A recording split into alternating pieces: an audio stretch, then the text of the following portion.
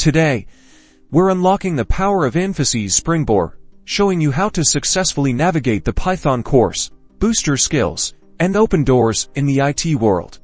First things first, log into the Infosys Springboard platform using your credentials. Once logged in, find the Python course you want to start or complete. The course modules are usually found on the left or in center of the screen. Each Python course is broken down into modules. Click into the module you wish to access it. Inside each module, you'll typically find various learning resources. These resources include videos, readings, and practice quizzes to test your understanding. Typically, you have to watch the videos from each section. Click on the video and let it play. Make sure to understand the content. You may need to replay the video or take notes to understand each concept. Complete all assessments presented in a module. These assessments include exercises, quizzes, or coding challenges. These assessments help you apply what you've learned. Track your progress. Look for a progress bar or a completion indicator within each module and for the course overall. This keeps you motivated and lets you know how close you are to finishing. After completing each module and the entire course, you might receive a course completion certificate. This certificate validates your skills and demonstrates your commitment to learning. It is important to note that certifications can enhance your employability